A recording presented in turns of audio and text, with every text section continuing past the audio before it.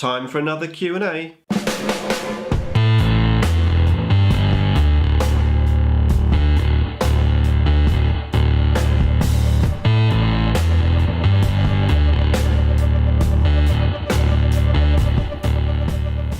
Nick speaking, and welcome to this video. Right, time for another Q&A, and in this episode I've got some really awesome questions to answer, so I'm really looking forward to it. Of course, if you want to see another episode, I will need some more questions, so put some more questions in the comments box below for me. That'd be really great. Okay, so I'm going to crack on with this. Links to everyone's channel or Google Plus page, or whatever link there is for that person, in the description. Go and check them out if you haven't heard of any of the channels involved. Right, okay, so the first question is from Christopher Clark from Vector Dancer, and he says, having played 40k for a long time, did you learn anything from your tournament experience that you will bring back into your normal games, friendly games back home? So thank you, Chris, for the question. I think the answer is probably no, to be fair. I don't think there is anything that I brought back. I did obviously learn some stuff at the tournaments, in particular playing different armies and stuff, but I don't think any of that really will have any impact on my friendly games with my buddies, because I've been playing them for years and I know their armies, I know what models they've got, so I don't think really it's going to change anything at all, to be fair. But yeah, great question, thank you. Next one is from Nurgling. Awesome channel. It's got some really cool chaos models. Go and check it out if you haven't already. Yeah, Nurgling. Do you do a lot of takes before completing a video to your liking, or are you pretty confident and just do one? So it depends really. Quite often I will do it in one take, or maybe 1/2 takes. Sometimes I'll make an error in something that I say, maybe get a stat wrong or something, and I have to edit a clip in. But more often than not, most of the time my videos are done in one clip. Having said that, some videos are a real problem. I mean, some videos you'll take 25 takes to do, to the point that I can't even say Nick speaking. It comes out like Nick speaking. It's like, what is that? Start again. And what happens is the more you try to do it and the more you get it wrong. That's why it takes so many takes. But not often that happens. But sometimes you do get caught out and a video just takes forever to record. But most of the time, I would say probably about 95% of the time I do the video in one take. But yeah, so thank you for your question. Next question is from Scrag Guard. Awesome guy, again, awesome channel. Check it out, Star Wars themed Imperial Guard / Eldar army. He says, if you converted an army into a Trekkie theme, Star Trek theme, which faction would you use?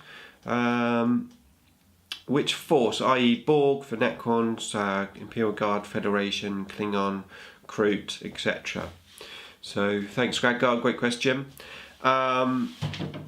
So at one point I was actually going to play Necromunda, and there was a Necromunda gang, I don't know what it's called. They had beards, and I always remember my idea was to have a team of Rikers. I was going to paint them as Riker in uniform, but that never happened because my buddies that I was going to play Necromunda with sort of switched off the idea, and it just never really happened.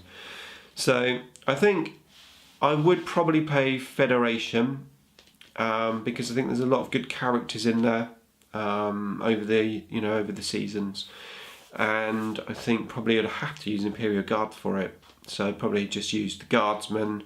They'll be all in red shirts, and then I'd have the command squads and stuff, which you'd have the command crew, say from the Enterprise, with Riker and Data and everyone. So probably that's what I would do. I think that would be pretty cool. probably bring in maybe a good idea, just like you do with your Star Wars themed army, possibly like ally with someone, and then I could maybe have like Klingons or whatever as the allies, possibly, so they're like a mixture of stuff.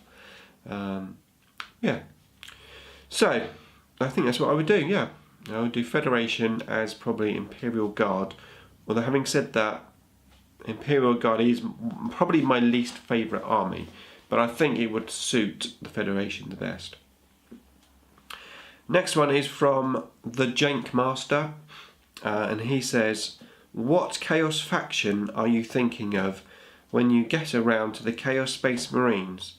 And he also says, will IDIC Jr ever branch into a second army? So let's talk about IDICBeer Jr. He does already have two armies, so he has his Space Marines and he has his Dark Angels. The truth of the matter is, he doesn't seem that interested in it so much now. He's not painted stuff for very much at all. He just plays whatever on his computer. I think it's Minecraft, and he's always Skyping and playing with his buddies and stuff. He does still play, so if we have an opportunity to play, we will play. And he does play Star Trek Attack Wing with us as well. But from what I can see, he doesn't seem to have so much enthusiasm for it at the moment. Yeah, he's 14, so I would imagine what I imagine he will do. He'll probably come out of it for a few years, and then probably get back into the hobby later in life a bit more, maybe. I'm not saying he's given up, because he does still play, he does still do it, but I think he does. He likes to do other things maybe a bit more now. Yeah. So your first question was, what was it? Oh yes. So what faction am I thinking of doing for my Chaos? Well, that's a good question actually, because I don't really know. I have read, believe it or not, the Chaos Codex, the story, because I was literally totally incompetent when it came to anything Chaos. So I read the story, and I have this little idea, but I'm not sure which way I'm going to go at the moment. So I've got two options. I've got option one is to do something like I did with my Dark Eldar. Pick an army, like I was thinking, if I do this, it'll probably be Nurgle. Pick Nurgle, come up with a really, really quick and easy paint scheme, possibly using like the dip technique, so like where you lay down the base coat and then you dip it in quick shade or whatever. Something like that, something which will really, really quick, get the army painted very quickly. Go Nurgle, because it's probably the easiest one to paint. So that was one option. The other option which I'm thinking of is to continue on like I am with my Space Wolves army, and try and paint them to the best that I can, take my time with them. And if I do that, then I've got a little, not a story, but I've got an idea where I want to go with the army. So the army won't be a competitive army, it will be about the painting side of it. So from what I've read in the Codex, and that this was a while ago, 6 months ago probably, so forgive me if I'm wrong, because I probably am wrong. But anyway, I believe that what happened was, the Horus Heresy period, this is where I'm going to show myself up. So as far as I'm aware, the Horus Heresy basically, yeah, I don't know if I'm going to be able to explain it properly. But anyway, there was a period in the history where all of the Chaos factions were sort of war banding together and fighting together before they came into their own factions, I believe. Possibly.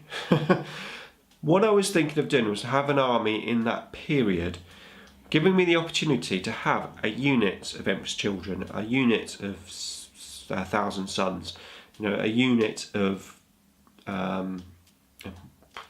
Black Legion, so that I can basically have an opportunity to paint all of the different Chaos factions, legions. So I'll have lots of good painting opportunities, and that's what I was thinking. Having a period of time where basically all the different legions were fighting together in that sort of period before where we are now, and I thought that might be quite a good idea. Let me know. I could be way off. I could be way off on that. So let me know what you think I should do. The Year of Chaos is happening at some point. 2017, not sure. Maybe delayed another year, but it's definitely happening. Okay, thank you, the Jankmaster, for that question. Next is 33 Claydog, my good buddy Clayton, and he says, awesome video, mate. My question is, I am planning on coming over to the UK around this time next year. Can I crash at your place for a few nights and paint some minis and play a game or two? And I think you know the answer, Clayton. Of course, you are more than welcome. It would be my pleasure to have you stay with me for a few days, week, whatever. Yeah, it'd be awesome. So hopefully one day that will happen. Okay, next question is from Just Quietly.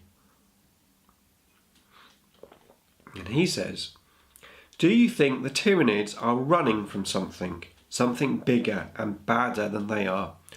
Even bigger and badder Tyranids, perhaps? I don't think they are running. I don't think Tyranids run away from anything. They run towards their enemy. I don't think Tyranids are scared of anything, to be fair. Doesn't mean there isn't a bigger and badder thing behind them, but I don't think they would run away from them. I think they just turn around and just charge them. Great question, thank you. Mini Warrior next. He says, if you knew a telepathic dolphin, what would you use it for? It's an interesting question. I did have a little think about this one just before I turned the camera on, because I just ran through the questions. I think I wouldn't use it. I think it would be dangerous. I work with the general public, and you get some unusual characters, let's say. I don't think I'd want to know what was in the minds of other people and what they were thinking. So I think I would just decline to use it if I owned a telepathic dolphin. Yeah. Next is Stalas JC. Thank you for your question. He says, what are your thoughts on 40k moving forward in the timeline? The new Death Mask and storyline seems to be a harbinger of changes to come. Thank you for the question, a sort of fluff type question. The answer is I don't think anything, because I honestly don't really know too much about it. It doesn't really interest me too much, and all I really care is if the game itself changes. So the truth is, if they want to move the story forward, then that's fine. Let them do that. I just have my fingers crossed it doesn't impact the game too much. I don't mind a bit of a change, an update, etc. But I wouldn't wish anything too drastic to happen, because I like 40k a lot as it is. So changes always happen, but nothing too drastic, please, GW. Okay, next question is from Noble Ken Sarman, I believe. And he says, very quickly, he says, tea or coffee? Had this question before, but yes, 100% coffee. Yes, love my coffee. I drink the occasional cup of tea, very rarely, but no, it's pretty much 100% coffee for me. Milk, no sugar, and strong. Heresy Productions or just Palmer? And he says, now that you've... Oh, he doesn't say that. He says, now that you have went... He does say that, actually. Now that you have went to a tournament, what are your thoughts on attending more? Is it a new part of the hobby for you or just something to experience? Well, interesting you should say that, because I have recently signed up to the Last Chance Open in January at War Games, which I absolutely can't wait to go to. It's going to be a lot of fun. Currently 41 people going there. There's about 19 spaces left to jump on if you want to experience it. It's going to be a fantastic day, and there's going to be quite a few YouTubers going there as well. So really can't wait for that. So I'm going for that because it's just going to be a lot of fun. I'm going to meet Martin, of course, my sponsors. So it's about time I went there. Meet some YouTubers, play some awesome games, and it's going to be a lot of fun. So definitely doing that one, and I will definitely be going back to the Pompey Pillage again as well next year, because that was also a lot of fun. I think probably that's going to be about it. I can't see me doing tournaments all the time. I would say possibly maybe twice a year would probably be about my fill for tournaments. Not that I don't enjoy them, but I have an issue with work, because I can't get the time off work at the weekends. Don't particularly like travelling, and you know, I enjoy it, but I don't know that I want to go the whole hog as such. So yeah, thank you for your question, Palmer. Next question is from Will, and he says, with your Chaos Army, which faction, Dark Guard, do you plan to paint them as? We'll see if I am right, laugh out loud. Well, yeah, I've answered this question already. I really don't know, and I'm not 100% sure at this moment in time. I believe Nurgle is the way to go in terms of the best way to play Chaos, in terms of like competitive side of things, but I don't really know. Don't think it will be Khorne, because I don't know, they don't really attract me too much. There is a small chance I might go Emperor's Children, because painting pink is pretty good fun, but I don't really know, to be honest with you, so I can't currently say. The next question, if I can turn the page over, there we go, is from Tattoo for You, Richard. And he says, so, would you continue to use Necrons in tournaments or try another army? What's the hardest part of your day? So let's answer that first question. Would I continue to use Necrons in a tournament? Quite possibly. I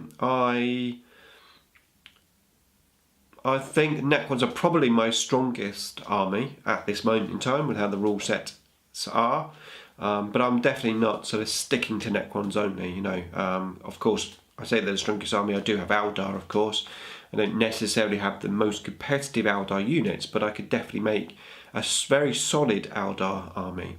So Eldar definitely could be on the cards, especially once I've painted my Warp Spiders.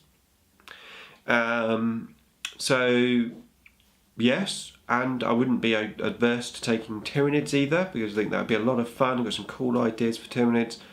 So that's Tyranids, Necrons, Eldar, potential tournament takers. Unlikely I would take my Space Wolves, to be fair, unless I just want to go for the painting side of it. So yeah, there's a mixture. So no, I'm not just going to stick to Necrons. What's the hardest part of your day?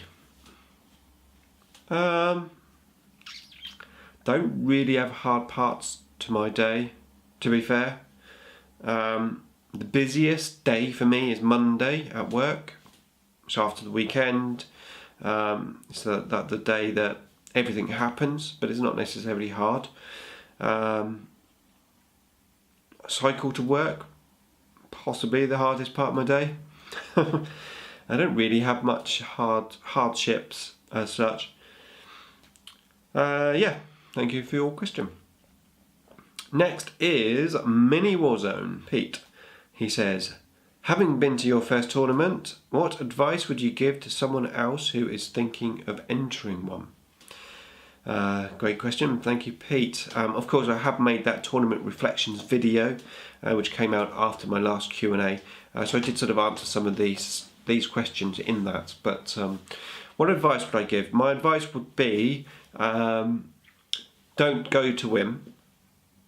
Go to have fun. So I would suggest you take your army which you are most familiar with, the army where you don't have to look up the rules all the time, because that puts you in a good frame of mind when you're at the tournament. Take each game as it comes. You will be playing different opponents, different types of opponents. Some will be there, very highly competitive games, and some will be just there, just like you, just maybe on their first go, or they just play with their buddies in the basements, you know. So there will be different types of games. So just take it as it comes, enjoy yourself. If you lose big time, don't worry about it. You know, just take your models off, pack them away, put them on the tray, whatever. Don't get upset about it. Just have fun. Make sure your opponent has fun, and you'll enjoy it, definitely. And if you are thinking of doing a tournament and you're not sure, then it's well worth doing, just once even, just to experience it. Okay, next question is from Victor Kess. I was to say Q's, but I believe now it's pronounced Kess. And I can only remember that from Star Trek Voyager with the character Kess. So every time I think of you, Victor, now, I think of Kess from Voyager. Are you planning to participate in another tournament? And what will you play and why? So as I said, I am going to participate in another tournament, already booked up. What am I going to play? I am going to keep it secret. Because A, I'm not 100% sure yet. And B, there's going to be a good number of YouTubers that watch my channel that's going to be going there.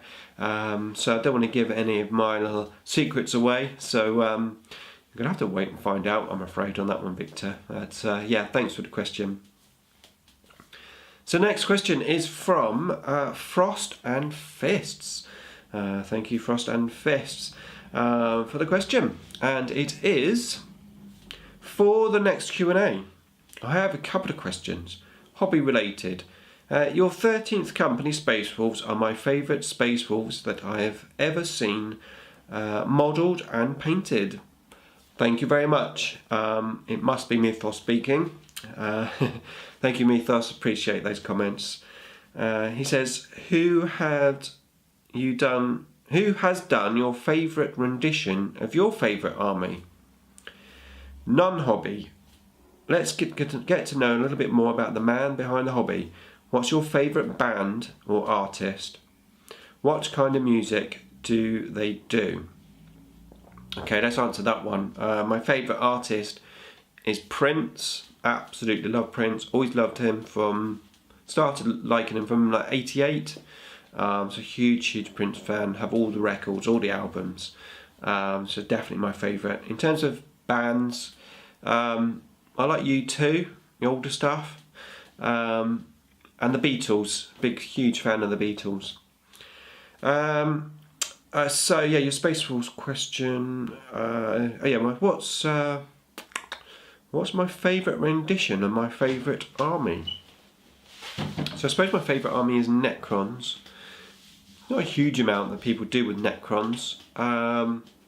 There was one guy, and I cannot remember his channel name, and he's not on YouTube anymore, and he actually burnt his Necron army in protest of the Games Workshop rule change of some description. I'm not sure what it was.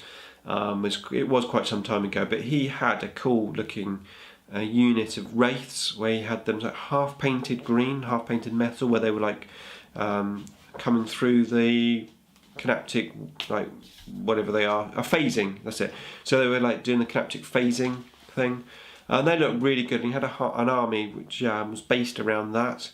Really like that army, that idea. I would like to do that for myself, but it wouldn't match my theme, because my army's based on the original fluff rather than the new stuff. So my wraiths aren't synaptic wraiths, they're just normal wraiths. Yeah, I quite liked his stuff, but I can't remember his channel. I'm sorry. The last question is from Ironclad Hunter. He says, how many armies would you say is enough? As I know you have 6, I think. 6, let's find out. So I have Necrons, Tyranids, Space Wolves, Eldar, Chaos, Dark Eldar. 6 armies. I do class my Eldar actually as 3 armies because I have a Samhan themed army, I have a mechanized theme army, and I have a Harlequin army, although the Harlequins aren't painted. It's another project which I really want to do. But yeah, 6 is the basic amount. And do you have any advice for a novice Necron player? Play style, army list, army units to add. I have most of the units in the codex. I like to have a mixture of units that I like. Thank you. So I have a video in the archives that I recently did called New to Necrons, which basically covers my advice for a novice Necron player. And I hope to expand that series as well in the future. I think I made that video after this Q&A, so you've probably already seen that video, but if not, I'll put a link in the description below to that.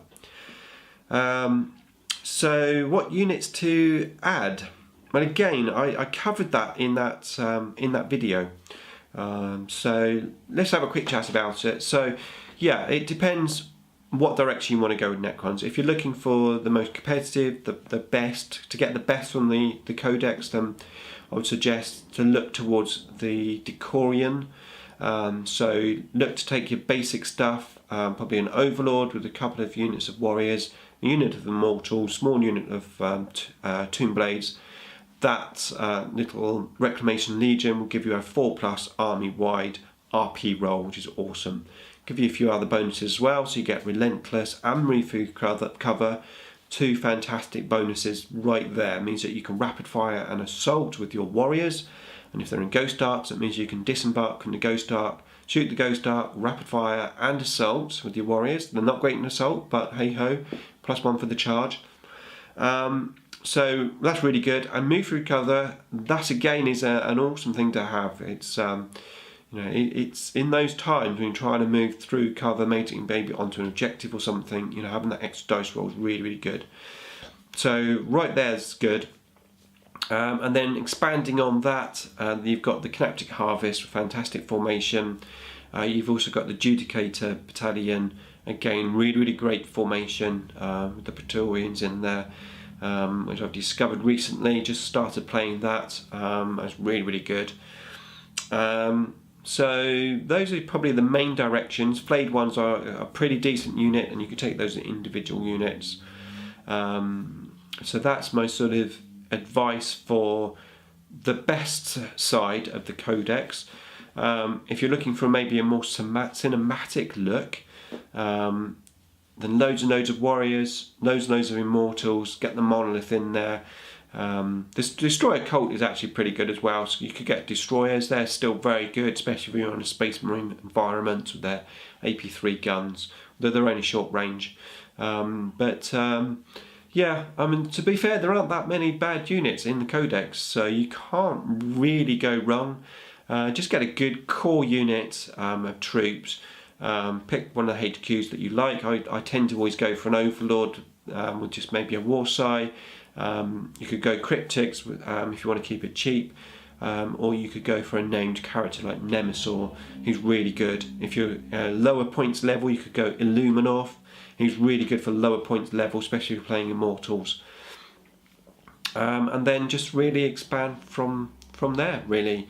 I suppose the way I like to build lists is I like to go either one way or the other. So, in other words, for me, there's no point just taking, say, one Ghost Arc or one Triarch Stalker, because all your opponent's anti-tank stuff's going to go into that. If you're going to go mech, you need a lot of mech. So you need, like, your Triarch Stalkers, a couple of Ghost Arcs, maybe a Doom Scythe, Doom Arc, you know, Night Scythes. So you need a lot of mech, or you put everything on foot. So that's where actually I'm not struggling, but where I'm thinking about the Judicator Battalion thing, because I play a lot of my lists are foot lists, and if I take that it means I'm just going to have one Triarch Stalker in the army, and it's going to go down quite quick. So I'm sort of thinking I probably won't even take that formation, probably just have the Praetorians in my list, just on foot, deep striking in or flanking, etc. Well, I say flanking, moving up the flanks with their jump packs. So that's one thing that I would say is sometimes you've got to go all or nothing, or at least some or nothing. But one and nothing just doesn't really work in my experience. So that is it. That is the Q&A over. So hopefully you enjoyed all the answers. Thanks again for all the questions, and once again, if you want to see another episode in the series, then I will need more questions, so please put some questions down in the description below for the next Q&A. Thanks for watching.